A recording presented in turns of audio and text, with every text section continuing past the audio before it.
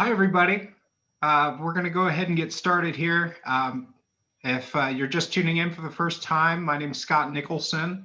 I'm with the Judy Nicholson Kidney Cancer Foundation, and today I have the pleasure of having Dr. Pavlos Msaouel with us.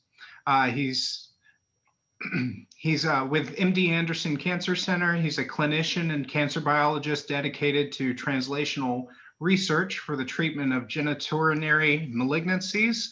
And he's here today to talk to us about rare kidney cancers, and renal medullary carcinoma in particular. But he will also be touching on another type of rare kidney cancer as well. Thank you so much for joining us today, Doctor. Thank you for having me. Thank you for the kind invitation. As you mentioned, my expertise is kidney cancer, and in particular, rare kidney cancers. I was originally slated to talk about renal medullary carcinoma exclusively, but there was a request by some people interested to talk a little bit also about chromophobe kidney cancer. So I'll spend a little bit of time on that as well, and happy to answer questions afterwards. These are my disclosures. The pertinent ones is that I am running kidney cancer clinical trials with Mirati Therapeutics, BMS, and Takeda Pharmaceutical Company. Some of those trials are dedicated to rare kidney cancers like renal medullary carcinoma. And just as an overview of kidney cancer overall, you probably know already that we can kind of divide the extent of the disease for kidney cancer into what we call localized disease, which is what, if we take all of the kidney cancers, about 60% of them will be localized. And that means confined to the kidney, only in the kidney. Sometimes in about 15 to 17% of cases, we may have regional disease, meaning the cancer has spread, and that is the word for spread is metastasized, but not too far away. It's still confined to the nearby areas, particularly in areas we call the lymph nodes around the belly. And that's the regional disease. That's 15% of cases.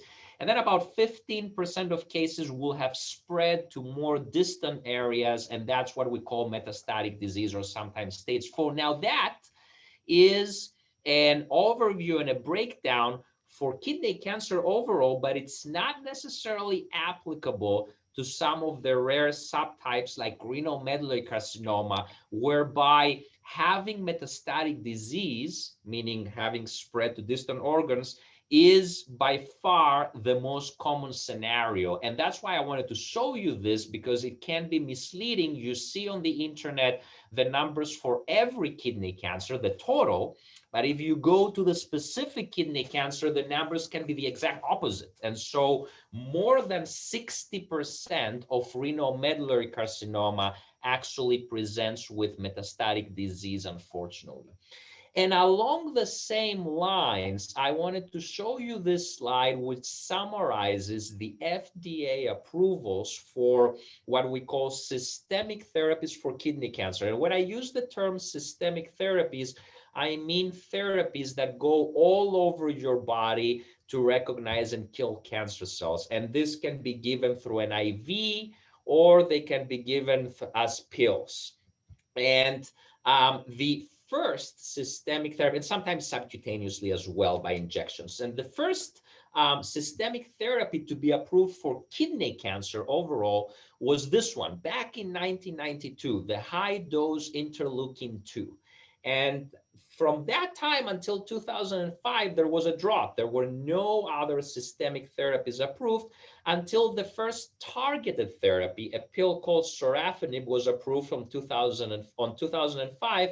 And then afterwards, there was a steady but continuously faster and faster expansion of the options that we have for kidney cancer. You can see it here. So a fantastic number of new therapies and new types of therapies. Some of them are immunotherapies, others are targeted therapies, have been approved in recent years for kidney cancer. in 2021 and onwards, we'll hopefully continue to have exciting developments. But what I wanted to highlight again here is that whenever we look at this arrow, the trials that led to the approval of these therapies were performed either predominantly or exclusively on clear cell kidney cancer, the most common type of kidney cancer, and may thus not be applicable at all for rare subtypes like renal medullary carcinoma. And this is a key take-home message here that, sometimes we read on the internet about kidney cancer, or we may hear from family or friends about kidney cancer, but kidney cancer is not a single entity. We have the most common type of kidney cancer shown here, which is clear cell kidney cancer. That's where all these approvals were made for clear cell. And we call it clear cell because the cells look clear under the microscope. That's what they look like. You see them right here. That's about 75% of all kidney cancer cases. And I'm showing, some key molecular and other features, average age, prognosis, and other things related to clear cell. But then we've got the other 25% of kidney cancers, and they go under the umbrella term non-clear cell kidney cancer. Why? Because the cells do not look clear under the microscope. So you see here, this one doesn't look clear, like they look very, very different. That's the umbrella term for the rest 25%. But that umbrella term itself includes many, many, many different subtypes, as you can see here.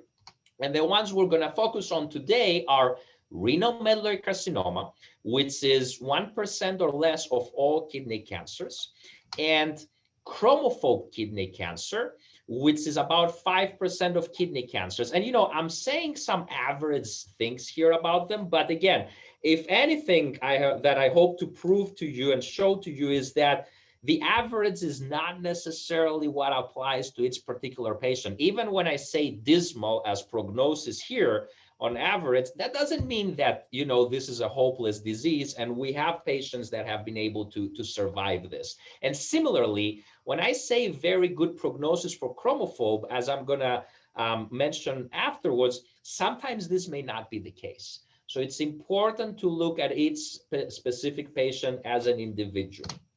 And so let's talk a little bit about renal medullary carcinoma. So this is a disease that was first described in 1995 and predominantly afflicts individuals with what we call sickle cell hemoglobinopathies. And in the US, these are mainly individuals of African descent, and you can see some pictures here of them. And you can see, importantly, also very valuable patient advocacy and support groups, and we have the links here, the Chris Johnson Foundation and RMC Incorporated, that have done an amazing job bringing RMC to the forefront and supporting research and other endeavors to help these patients. But I wanted to highlight that some of them may actually not be of African descent. So we have people who are Hispanic and may have sickle hemoglobinopathies, and we have Caucasians as well. It's not the race itself that's the risk factor, it's the presence of the sickle hemoglobinopathies. And these are blood disorders. And I'll talk about those blood disorders very soon. One in every 14 African Americans have the sickle hemoglobinopathy called sickle cell trait. That's the most common one. So from all of these, the most common is the trait. It's between 1 to 3 million people in the US. It's probably about 3 million people have the sickle cell trait. And about 1 in every 20,000 of them will develop RMC. We used to think that it was less frequent, 1 in every 40,000. It's probably more frequent than even 1 in every 20,000. But what was happening is that RMC, because of the risk group of the people that it would afflict, was very invisible for many years. And we're now understanding that RMC, renal medullary carcinoma, abbreviated as RMC, may actually be more common than we thought, 5 or 10 times more common than we thought. But regardless, the average age of patients that it will afflict are young, 20, 28 years old.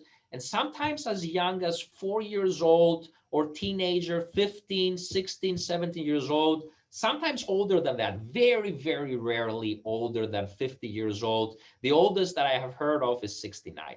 And of note, it is actually the third most common kidney cancer in children and young adults. That's why I told you everything is relative. It may look rare in the broader picture, but when it comes to children and young adults, it's the third most common kidney cancer. And because it afflicts people who are young and productive members potentially of our society, it harms our society disproportionately.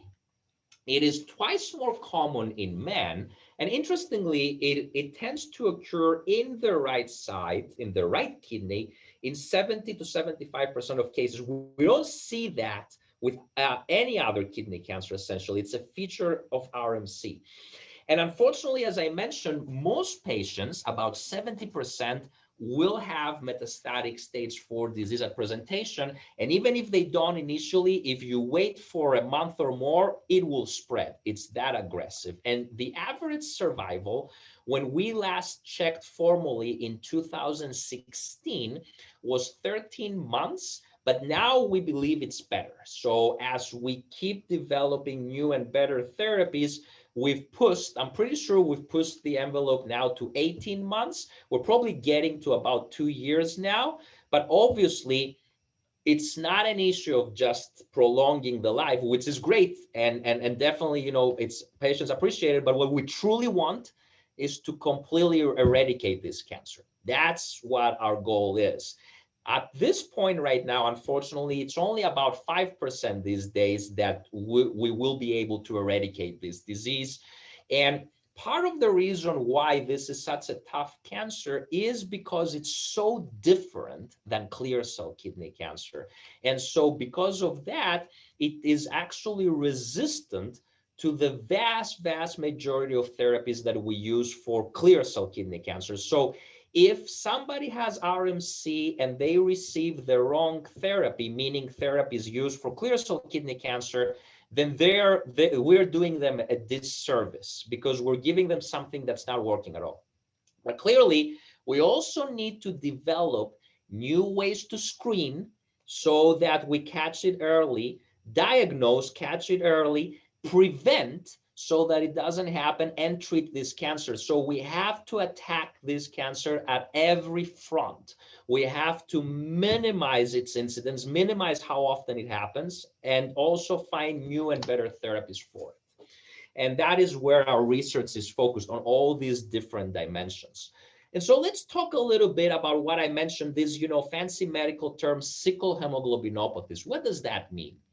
It means that when you don't have this sickle hemoglobinopathies like the sickle cell trait, your red blood cells, and these are the ones that carry the oxygen around, look normal. And when I say normal, they look round like this. But when you have this blood disorder called sickle hemoglobinopathies, then the cells sickle. That's what happens. And when you have the sickle cell trait, by far the most common presentation of this disorder, then the cells, the red blood cells, will usually in almost every part of the body look like this, round. But in the kidney, and in a particular area of the kidney called the medulla, they will look like this. They will look like sickles. And it is exactly because of the cells looking like sickles in the medulla in particular, that we believe that the medulla is harmed, that area of the kidney, the medulla is harmed, and that injury is what causes the cancer. Hence the name renal, the medical term for kidney, medullary, meaning coming from the medulla, carcinoma. Carcinoma is the term for saying, the medical term for saying cancer. That's where that name comes from.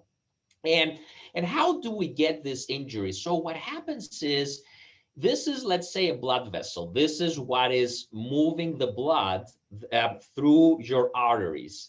And when the red blood cells are around, they can carry the oxygen easily. That's their job, carry oxygen.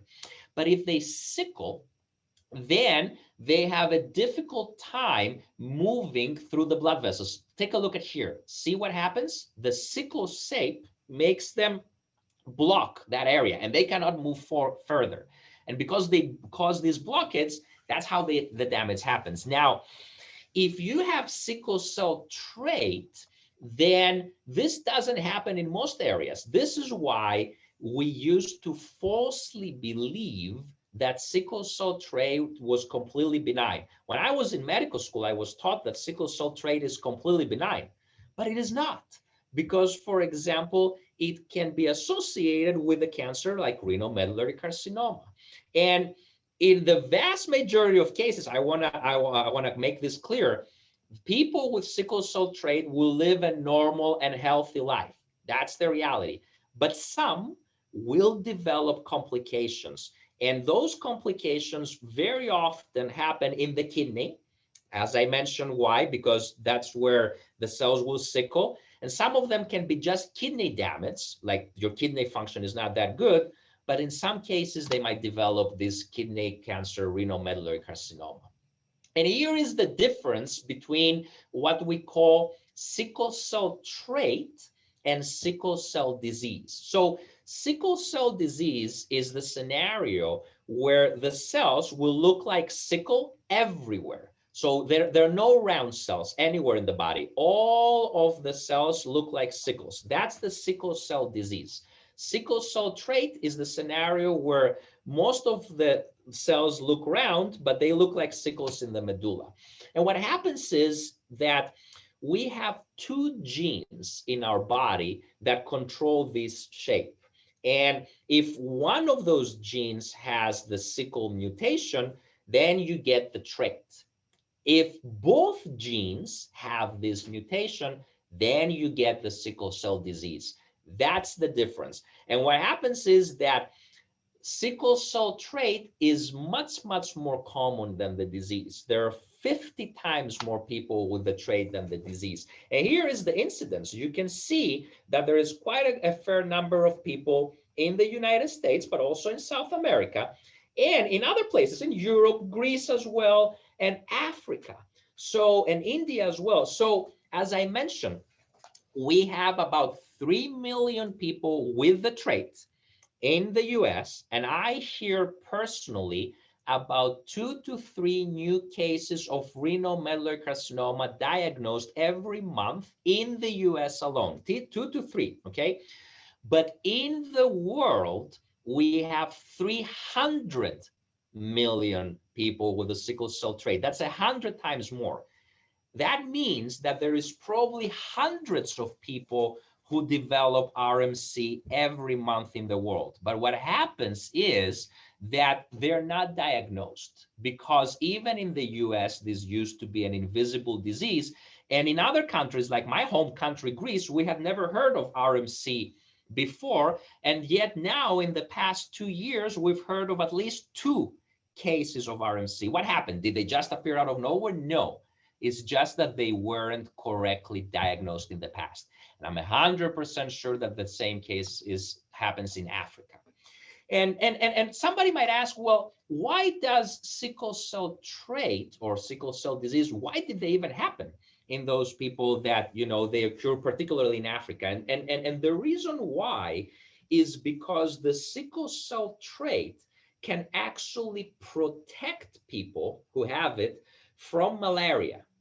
And so this is why you will notice that the areas like South America and Africa and South Asia, where we have the sickle cell trait, are areas where there are a lot of there is a lot of malaria. That's the evolutionary reason that allowed the sickle cell trait to prevail in 300 million people right now in our world. And so, as I mentioned, 300 million people, a big number, and nearly 6 million new births affected annually. That's a large number of people. 3 million Americans carry the trait. And as I mentioned, it is not benign. RMC is one complication. Sometimes even sudden death is the most feared complication.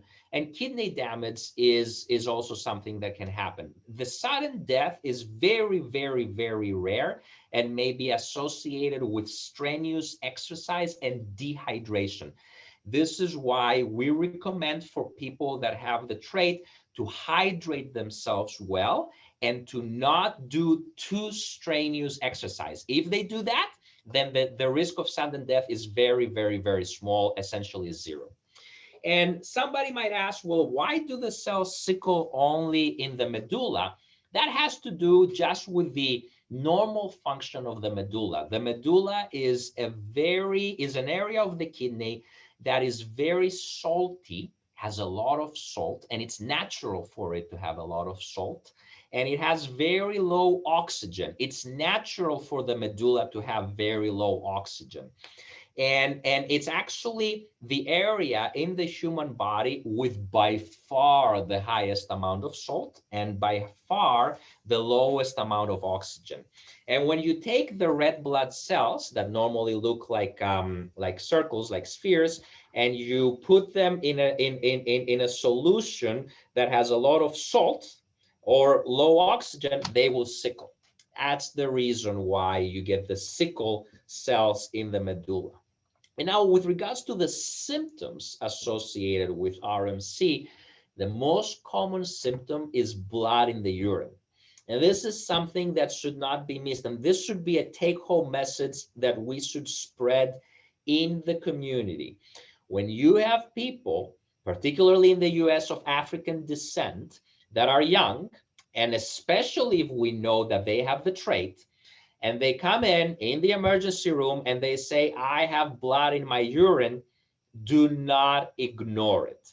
And if you do end up doing imaging, like let's say an ultrasound or a CT scan, a CAT scan, etc., and you find something like a mass, particularly in the right kidney, do not ignore it. This could very well be RMC. And in the past, 5 years ago, these things were being missed more commonly than now. In the past, let's say year or so, we're hearing less and less of these cases being missed exactly because we're raising awareness. But there are still cases. Our patient advocates will share many stories of such cases being missed, and it shouldn't. And the other symptom that you should keep in mind, blood in the urine, pain on the side of the kidney, in the flank, in the back, or unexpected weight loss and night sweats. Those are triggering signs. And the question becomes, as I mentioned, can we ever become able to screen or prevent RMC? And with the support of a grant from the Department of Defense, we have been analyzing the model that we presented here on why RMC is happening. And I already explained some concepts about why RMC happens in the medulla. And what we're trying to do, and we're testing this in animals, is we're trying to find what are the risk factors, why some individuals develop RMC and others do not. And by understanding these risk factors more, we will be able to make recommendations to say how you can prevent RMC from happening. Or for individuals that are at high risk, we may be able, hopefully in the next few years, to develop some screening recommendations. And with regards to treatment, first of all, somebody might ask, well, is there hope? And again, I don't want to sugarcoat this, and I never do. I'm a straight shooter. This is a very, very tough cancer, and it has afflicted many, many families, and it's a hard disease, but there is hope. One of them is Herman Connor, and you can see the link, who has been brave to show his story. He has been alive. He was treated by my mentor, Nizar Tanir at MD Anderson, and he's been alive. He had metastatic stage 4 disease, and he's been alive now for more than 7 years. I came here from clinic, and I am seeing today another patient with RMC who is, not talking to the outside world, and that's fine. Some people prefer their privacy, who is also now free of disease with RMC for more than a year now. So today, this gentleman will receive the good news that his CAT scan yesterday was negative. So there is still hope, but we need to make every patient with RMC like Herman. That's what we want to do. And like that other patient that we're seeing today. And so to do that, we need to do research. And that's why we've opened clinical trials specifically designed for patients with RMC. One example is this trial of a targeted therapy. I'm just showing, the graph of it. You don't need to know the details, but the other trial is a trial of immunotherapy. So one is trying to find ways to target RMC. The other one is trying to find ways to harness the immune system to help patients with RMC. And one key point that I want to highlight is that, yes, some people might say, well, RMC is so rare, we cannot do trials for it. No, we can. We actually can, because even though it's supposedly less than 1% of all kidney cancers, we opened this trial of targeted therapy in August 2018. We designed it to enroll 30 patients. That's all we needed to make good estimates, 30 patients. And already, despite the COVID pandemic, and despite the fact that it's been done only in our center because we don't have the funding to open it everywhere, yet we have enrolled 24 out of 30 patients already. And soon we will enroll 25 out of 30 in less than 3 years. So yes, it's possible to run clinical trials specifically for rare kidney cancers like RMC. In addition, we're trying to understand what makes RMC tick, what are the drivers of this cancer. Hence, this year, in March 2020, we published the most comprehensive molecular DNA and RNA analysis of this cancer that allowed us to identify what we call hallmarks of this cancer. What makes it different from other cancers and other kidney cancers, both at the DNA level, RNA level, and immune cell level. And by understanding these hallmarks, we may be able to develop therapies, better therapies specifically for this cancer. And how can you help? As I mentioned already, we have the fantastic patient advocacy groups, and they're growing. They're growing both in number and in the amazing initiatives that they're doing. And it's because of them and their activities that we have been able to enroll so fast in those clinical trials and move the field forward fast.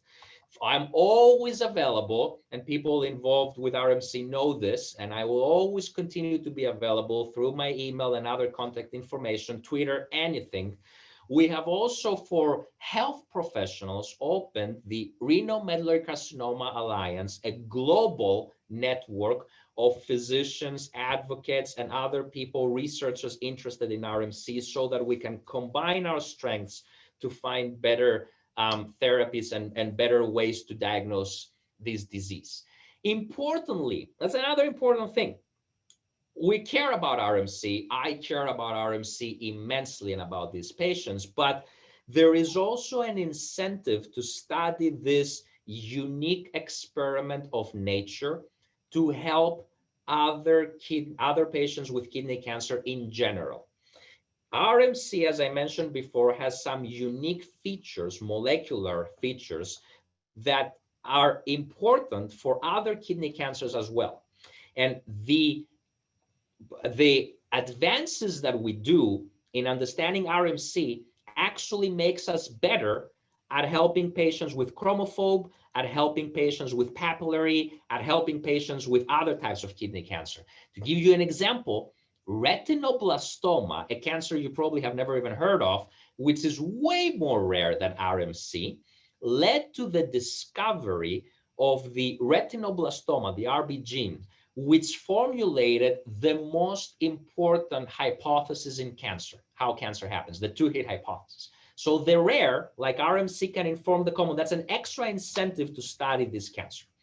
We've put in YouTube videos that you can see here for more information about RMC for lay people. And that video, and that shows again the immense interest of people for this disease. Back in January 2020, it was about a few weeks old, it had already been seen by more than 1 million people. Now this YouTube video has been seen by more than 3 million people in YouTube and more than 2 million people in the Chinese video. So that shows again that there is interest and there is passion for this cancer. And having now talked about RMC, I do want to talk a little bit about another kidney cancer, chromophobe kidney cancer. So getting back to this, chromophobe kidney cancer is more common than RMC as far as we know. It's the third most common kidney cancer overall. And in the vast majority of cases, it tends to be more indolent than clear cell kidney cancer, and certainly more indolent than RMC. So when I say indolent, less aggressive, less angry. And it's a very different cancer. It's distinct. You can see even how it looks. It looks a little bit like clear cell, but you can see it's different how it looks. All of these cancers, you see how different they look from each other? They don't just look different, they behave different, and they need to be treated differently. So with regards to chromophobe kidney cancer, as I mentioned, generally more indolent, less angry than other kidney cancers. However, about 5% of them, rare, a small number, 5–10% of them will spread, will become metastatic. So here's the difference. Remember, RMC, more than 60% will spread. This one, just 5 to 10%. So that's why those numbers are important for the specific kidney cancer. And when they do spread, they're tough to treat. So when they are localized, they're easy to treat because, you know, you do surgery, you just cut them out, and 90% of cases you will cure patients just by doing that. But in about 5 to 10% of cases, unfortunately, the cancer will spread. And those cases are tough. Now, from those ones that spread, there is a change that is called sarcomatoid dedifferentiation. That's the medical term for saying that the chromophobe kidney cancer will stop looking like chromophobe, will stop looking like this, and it will start looking like something else called a sarcoma. It's not a sarcoma. It just looks like a sarcoma. It's actually a chromophobe kidney cancer that looks like a sarcoma. And that scenario, we call this sarcomatoid. Not a sarcoma, but looking like a sarcoma.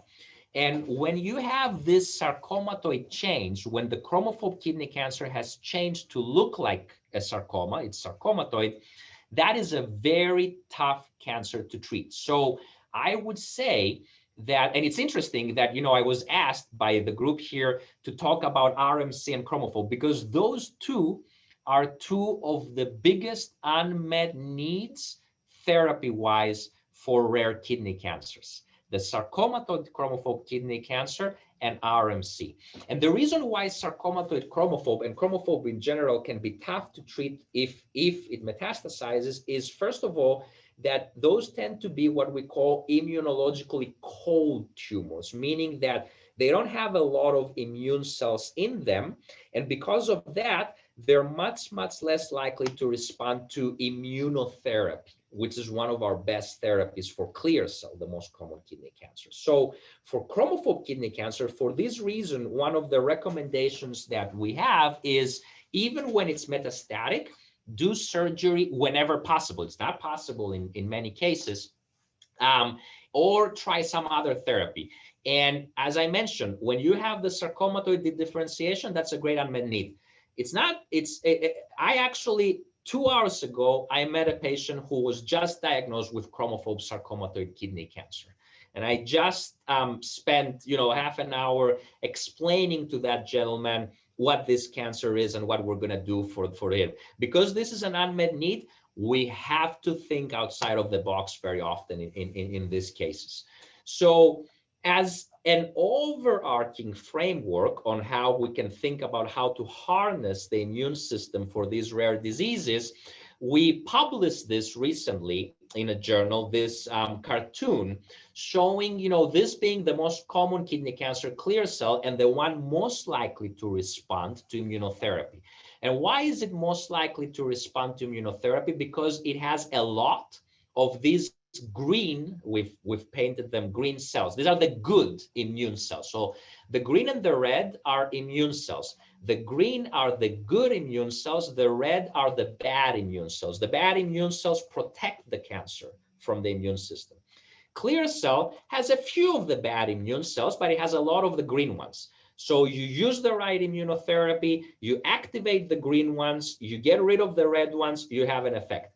Papillary tends to have fewer immune cells overall, but it has a good number of the green ones and a low number relatively of the bad ones. So that's why immunotherapy is a little bit less likely to work for papillary, but it can work. Chromophobe is cold. And when I said cold, that means that it doesn't have a whole lot of immune cells. That's why we have it like this. So what we need to do for this cancer is bring them in. And renal medullary carcinoma has a lot of immune cells, as many as clear cell and more than papillary, but it has a lot of the red ones. And so strategically, what we need to do to optimally harness the immune system is, for clear cell, we know what to do: activate the good immune cells. For papillary, both activate but bring more. For chromophobe, bring more. We need to bring them in and then activate them. And from the renal medullary, figuring out ways to get rid of the red ones. Now you see that there are commonalities, because if, for example, we figure out how to bring immune cells to chromophobe, then we can also bring them for papillary. And similarly, if we figure out how to get rid of the red ones in renal medullary, then we can figure out how to get rid of them in clear cell and papillary and chromophobe. So that's why I said that the rare can and headways that we do for RMC and chromophobe can actually help with all of the others. And you see one good example here.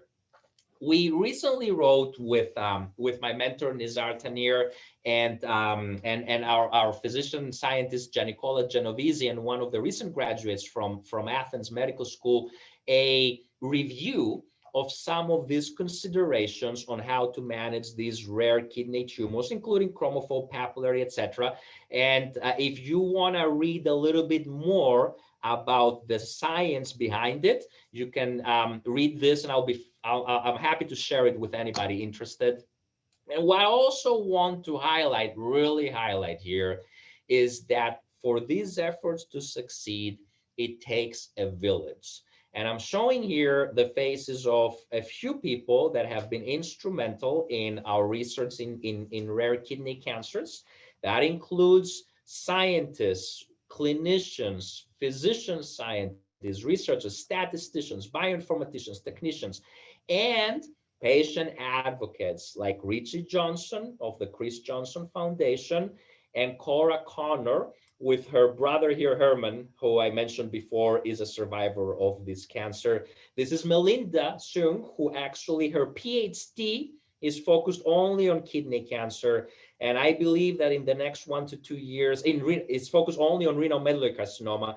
And I believe that in the next 1 to 2 years, we'll have some exciting developments understanding why RMC happens in specific people more than others. So these are some of the acknowledgments and the funding that we have received. I'm really grateful to the Judy Nicholson Kidney Cancer Foundation for allowing me to talk today. I'll be happy to answer any questions. As I mentioned before, I'm always available as well through the internet. Awesome. Thank you, Dr. Msaouel. We do have a couple of questions. And if anybody has any additional questions, feel free to type them into the chat box. I'd love to get them answered now. We have about 15 minutes to ask questions. And anybody who missed any portion of this recording or this webinar can find the recording on our website and our social media. I just put a link to our Facebook page in the chat, and I'll also link to our website as well, and at jnfkidneycancer.org. And so our first question comes from Deb Maskins. And so she's asking, is there any information that you can share for renal cell carcinoma patients who have a CHEK2 mutation? What a great question. And believe it or not, I actually saw such a patient a couple of weeks ago. And I believe I'm seeing that patient in a few weeks again. So and that patient actually told me that he was told that that CHEK2 mutation was not related at all with the kidney cancer that he had. And that is actually not strictly correct. And this is normal. Things evolve over time, and very often, we don't get the chance to disseminate the information fast enough. It is a recent understanding that the CHEK2 mutation, when you have it in the germline, meaning when it's hereditary. So there's a difference between having something hereditary, meaning it came from when you were born and it's with you, versus something that happened in the cancer afterwards. So some people can have hereditary, a syndrome with a CHEK2 mutation, and that mutation has been associated with breast cancer and some other cancers, and people thought that it's not associated with kidney cancer. It actually is. And now we know that it is. It's rare, but I told you that 2 weeks ago I saw at least one patient. We are still trying to understand whether we can take advantage of that CHEK2 mutation. So the interesting thing with that mutation is that it plays a role in something called the DNA damage repair pathway. That is essentially a way that the cancer cells use to repair their DNA. That's all it means. They repair their DNA with this. And so the idea is that therapies that targets that pathway can make the cancer cells die more. We still don't have enough data to say if kidney cancers with CHEK2 mutations will indeed respond to such targeted therapies, but it's definitely something worth exploring and keeping in mind down the line. Thank you. And another question, is there a different treatment approach for individuals with chromophobe RCC that also have Birt-Hogg-Dubé syndrome? Yeah, that's a great question as well. Beautiful question. So the Birt-Hogg-Dubé syndrome is a hereditary syndrome. Same thing, remember when I mentioned, it's something that you are born with, that increases the risk for developing kidney cancer. And we know that for years. And the most common kidney cancer that you can get when you have Birt-Hogg-Dubé is chromophobe. That's the subtype that you're most likely to get. That's the connection. Now, the chromophobe kidney cancers that are developed when you have Birt-Hogg-Dubé have these chains of the Birt-Hogg-Dubé, like that hereditary mutation. And that mutation is something that we could potentially target. Now, some of the chromophobe kidney cancers that are not associated with Birt-Hogg-Dubé may also have mutations in that pathway, but not all of them. So when you have a chromophobe kidney cancer that is due to that syndrome, you know for sure that that pathway associated with Birt-Hogg-Dubé is a player in this cancer. It's driving that cancer.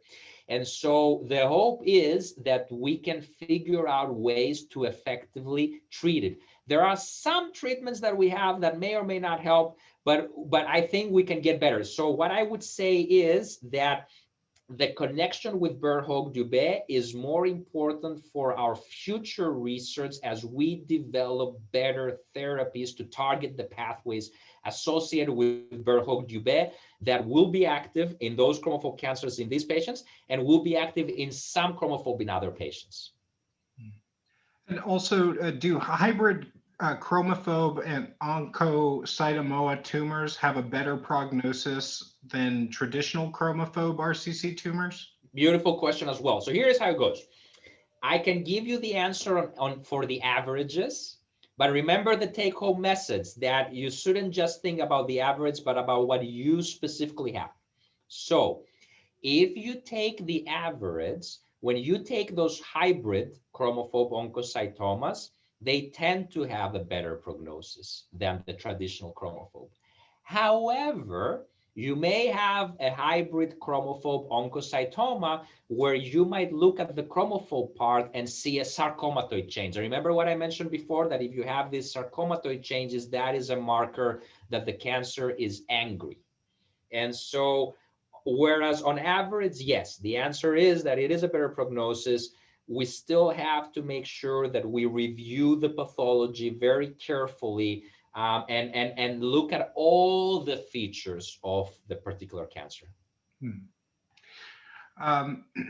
What approach is most feasible to bring RMC and or chromophobe patients into larger clinical trials? Great question. And that is one of the things that I am interested and involved with as well, trying to figure out ways to develop new trial designs, that are more efficient. And because they're more efficient, they're better at giving us more accurate information for rare tumors, even with the lower numbers. And of course, having more efficient trials helps the common ones as well, because they're more efficient. There are various ways through which this can be achieved. One way is, as mentioned in the question, that we could, the correct answer is not necessarily stratified, it's what we call enrich for special subtypes. And we actually have developed some designs, and there's actually one developed at MD Anderson where we have phase 1, 2, 3 seamless design enriching for special subtypes. So that's one. It's one approach, but it's a little bit tough to implement because it will require a substantial restructuring of the way we do trials. So it's something, we can keep in mind in the future, and we will push for it. But more practically, I would say I do think that what was happening in the past, and this is an initiative, initially led by my mentor Nizar Tanir, where he would make big trials that would enroll non-clear cell overall without distinguishing, and we would get some data. But we now have realized that the true future in rare kidney tumors is making trials specific for its kidney cancer. And if we're able to enroll so fast for the 1% or less than 1% like RMC, we can certainly do it for the other ones too. And by making trials specific for each rare kidney cancer, we address the specific needs of those tumors and the pathways, and we gain more information, cleaner information, faster and better. P10, TP53, and mTOR are common and difficult to treat advanced prostate cancer, also cold tumors. Bispecifics are a possible solution, and could that approach work in rare kidney cancers? Great question. There's actually an interesting connection here. I don't know if it was intentional. Those pathways are the one that we see often active, more often than other kidney cancers, in chromophobe. And so chromophobe kidney cancer tends to have more P53 mutation than the average epithelial kidney cancer of other types. Same with P10, same with mTOR. There might be a connection there. The bispecifics and the idea of using cellular therapy is actually a very interesting approach, and it's something that I think is being explored now in various institutions, including ours. I do think that as we do delineate and understand what molecules its kidney cancer subtype expresses, we can figure out ways to target them with cellular therapies or bispecific agents, etc. The first step is to see how well those things work in the more common kidney cancers as they happen. And then if we see that their payload and the things that they are developed with works well for the common ones, we can then make them specific for the rare ones. I think that's a nice strategy, and we certainly have it in mind, particularly for RMC.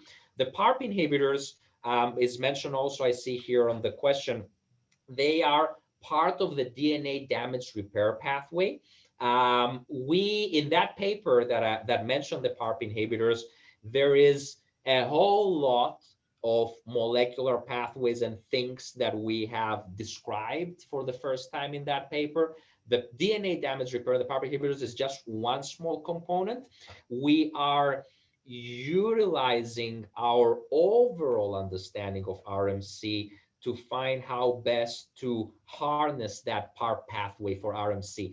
My answer, honestly, is that PARP inhibitors alone are not going to be the silver bullet. That's what we know right now. We need to use this strategy in a different way, and we're pushing towards that. And one last question. What can we do to decrease the barriers in gaining access to clinical trials for people living out of state? And that is by Richard Johnson, who is one of the major players. She's asking the question in helping patients with RMC gaining access to trials and in helping them out in many, many, many different ways. And I'm very appreciative for your efforts, Richie. So this is a very important question. And what I would say is advocacy, advocacy, advocacy. I cannot emphasize this enough. Like this, with like what you guys are doing right here, go to the communities, talk to your representatives, talk to everybody that you can to help, raise the issue, because we cannot solve the issue if people don't know about it. So if people don't realize that, there's 300 million people with the trait, or that we get all these diagnoses of RMC, and or that there is all this interest that we're able to enroll despite the challenges. So Richard Johnson knows very well how challenging it is for these patients to enroll in our trial, because it's not easy for somebody who lives in Minnesota to come to Houston to go to a trial. And so despite the fact that we're only able to bring people to Houston, about 30% of the ones we hear about, yet we've enrolled so fast. That gives you an idea of how much there is this need. And one way, Richie, that we can address this is hopefully in the future, we're going to be able to get the substantial funding as well to open this trial in other centers. Especially with the COVID pandemic, the industry has been focused a lot towards, the vaccines, all of these things that are very reasonable. But unfortunately, that resulted in funding being cut down for cancer research and cancer trials. So even the trials that we have now, we have to fight tooth and nail to keep them open. But hopefully, as things change and as the pandemic subsides, we can start pushing to make trials open in multiple centers, which needs 5 times the funding. But that way, we can have, trials in different states so that patients can access them in their institutions and they don't have to come to MD Anderson. Yeah, that'd be really great. I know that more people would like to participate in these trials, and so, Doctor, thank you so much for your time today. We really appreciate you coming on and sharing your knowledge of these rare kidney cancers. If anyone missed any part of this presentation, we will be putting it on social media tomorrow. You can follow us on Facebook. And on our website at jnfkidneycancer.org. Thank you so much, Doctor. You have a great day. Thank you. Thank you all. And thank you everyone for joining.